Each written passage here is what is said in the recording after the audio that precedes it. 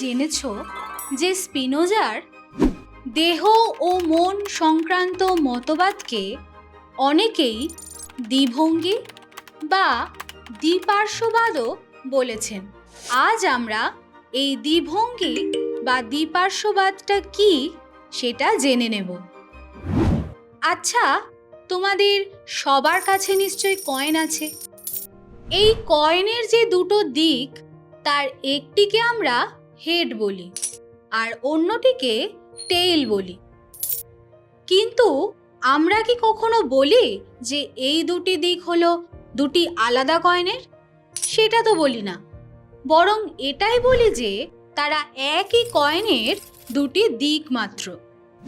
ঠিক তেমনি যে মতবাদে বলা হয় দৈহিক অবস্থা ও মানসিক অবস্থা একই সত্তার দুটি দিক বা ভঙ্গি, তাকে দ্বিভঙ্গি বা দ্বিপার্শ্ববাদ বলা হয়।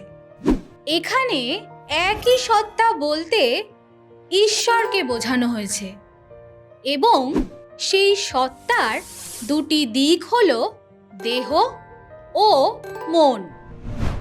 শুধুমাত্র দৃষ্টিভঙ্গির পার্থক্যের জন্যই আমরা এই একই সত্তা, দ্রব্য বা ঈশ্বরকে কখনো জড়রূপে আবার কখনো মানসিক ধারণা রূপে প্রত্যক্ষ করি। এখন দৃষ্টিভঙ্গি বলতে বিষয়গত ও বিষয়গত দৃষ্টিভঙ্গির কথা বলা হয়েছে। যখন কোনো বিষয়কে তুমি প্রত্যক্ষ করছো তখন সেটা বিষয়গত দৃষ্টিভঙ্গি, আর তোমাকে প্রত্যক্ষ করতে যখন অন্য কোনো ব্যক্তি দেখছে তখন সেটা বিষয়গত দৃষ্টিভঙ্গি। চলো একটা উদাহরণের সাহায্যে তোমাদের বুঝিয়ে দিই যে এই দুই দৃষ্টিভঙ্গির মধ্যে কিভাবে পার্থক্য হয়।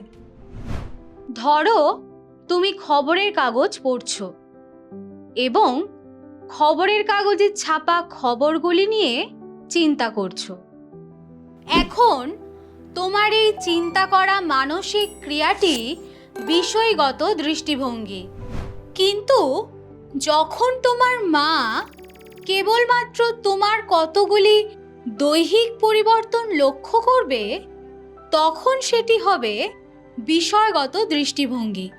তোমরা একটু খেয়াল করলেই বুঝতে পারবে যে এই বিষয়গত ও বিষয়গত ঘটনা প্রবাহ দুটি এক ও অভিন্ন। একই বিষয়কে তুমি বিচার করো বিষয়গত দৃষ্টিভঙ্গিতে আর তোমার মা বিচার করে বিষয়গত দৃষ্টিভঙ্গিতে।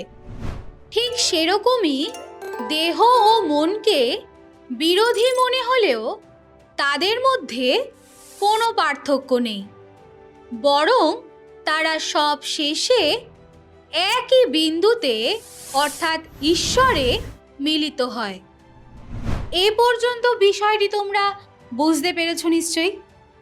এবার আমরা দেখব যে অধ্যাপক জন হসপার্স কেন স্পিনোজার দেহ মন সম্বন্ধ বিষয়ক মতবাদকে দ্বিভঙ্গি মতবাদ বলেছেন।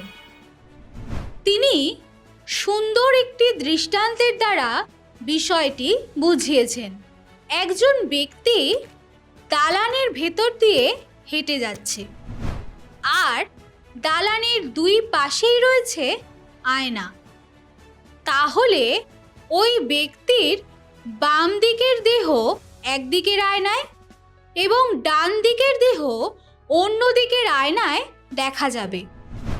এবার ধরো দালানের একদিকের আয়নাতে তার দৈহিক অবস্থা এবং অন্য দিকের আয়নাতে মানসিক অবস্থা প্রতিফলিত হচ্ছে। এখানে আয়নাতে প্রতিফলিত ব্যক্তির দুটি ভিন্ন অবস্থা আসলে এক ও অভিন্ন ব্যক্তিরই দুটি অবস্থা। তাদের একটির পরিবর্তন হলে অন্যটিরও পরিবর্তন হয়, তবে এদের মধ্যে কোনো কার্যকারণ সম্বন্ধ নেই। তারা একই সত্তার দুটি অবস্থারূপে সমান্তরালে পরিবর্তিত হয়, আর এই একই সত্তার দুটি ভিন্ন অবস্থার জন্য অধ্যাপক হসপার্স স্পিনোজার সমান্তরালবাদকে দ্বিভঙ্গি মতবাদ বলেছেন।